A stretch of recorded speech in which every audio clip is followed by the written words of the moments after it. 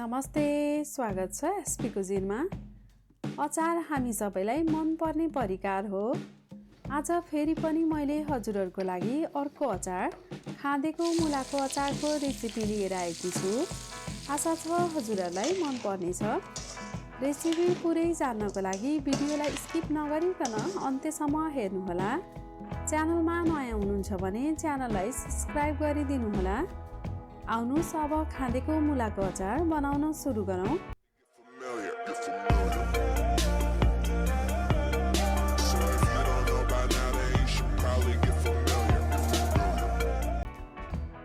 यसको लागि मैले 1 किलो घरमै फलेको मुला लिएकी छु। हेर्नुहोस् त, मैले मुलालाई यसरी काटेकी छु। मुलाको चाना ठिक्कको काट्नुहोला, किनकि मुलामा पानीको मात्रा धेरै हुन्छ। त्यसैले यसलाई केही समय घाममा राखेर सुकाउनु पर्ने हुन्छ। मैले 3 घण्टा घाममा सुकाउने छु।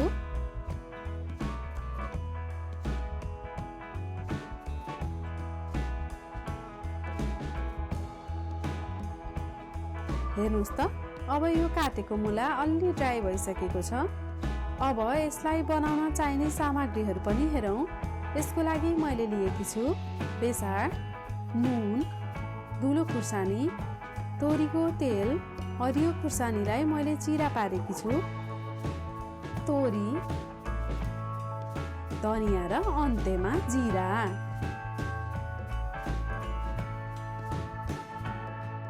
अब एउटा प्यानमा तोरी, धनिया र जिरालाई राखेर हामीले स्लो हिटमा एकछिन रोस्ट गर्नेछौँ।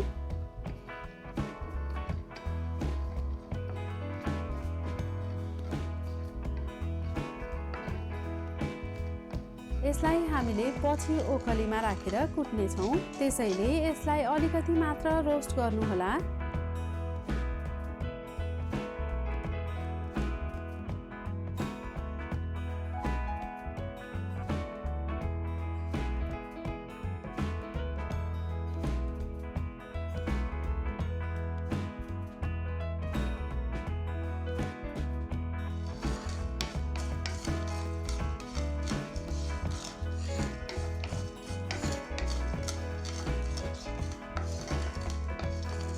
ल हेर्नुहोस् त, यो यत्तिको भएपछि यसको हिट बन्द गर्नुहोस् र ओखलीमा राखेर यसलाई कुट्नुहोस्।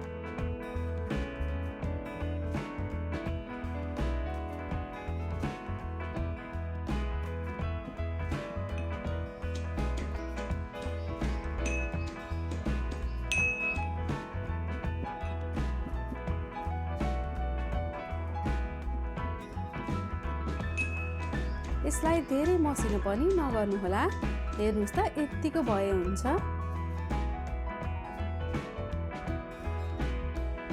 अब अघि काटिराखेको मुलामा नुन, कुटेको जिरा, धनिया र तोरी र धुलो खुर्सानी राख्नुहोस् र यसलाई साइडमा राख्नुहोस्।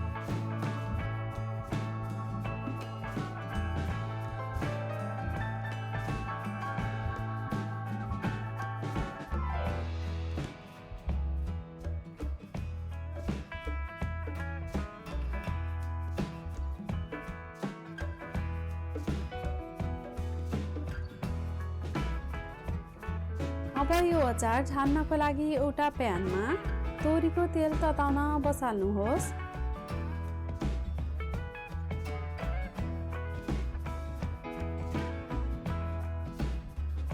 र तेल तातिसकेपछि यसमा 5 फुरन फुराउनुहोस्। यो 5 फुरन अप्सनल हो, नभए नराख्दा पनि हुन्छ।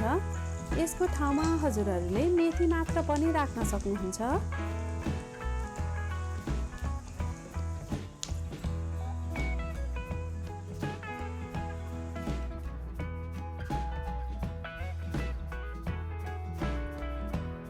यो अलिकति फुरिसकेपछि अब यसमा बेसार फुराउनुहोस् र यसमा चिरा पारेको हरियो खुर्सानीलाई पनि राखिदिनुहोस्।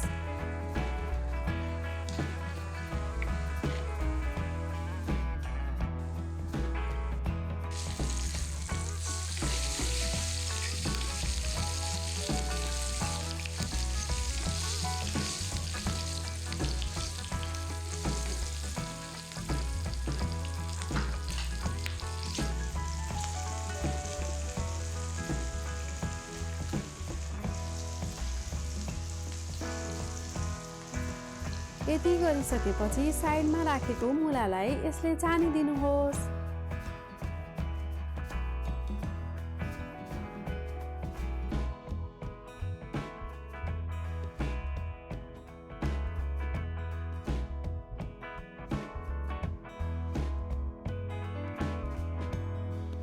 अब यसलाई हामी एकपटक राम्रोसँग मोल्ने छौं।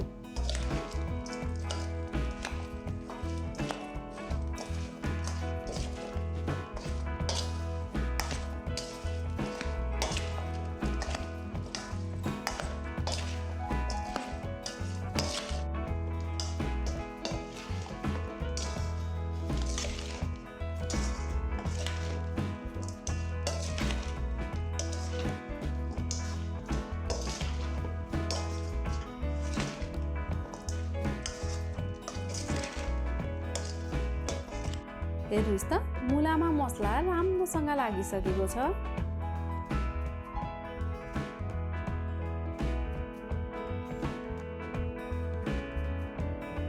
अब एउटा सफा भाँडा लिनुहोस् र मुलालाई त्यसमा राख्नुहोस्। मैले चाहिँ प्लास्टिकको भाँडामा राखेकी छु।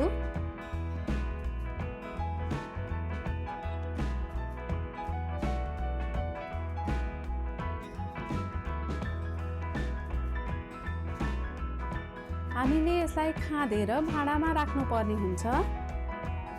अलिकति मुला राख्नुहोस्, खान्नुहोस्, फेरि अलिकति राख्नुहोस्, फेरि खान्नुहोस्। यसरी नै यो प्रक्रियालाई दोहोऱ्याउनु होला।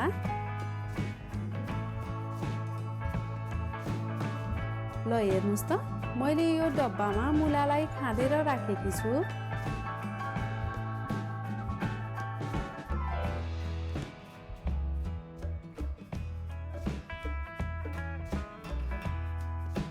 अब यो डब्बाको ढक्कन लगाउनुहोस् र यसलाई केही दिन घाममा राख्नुहोस्।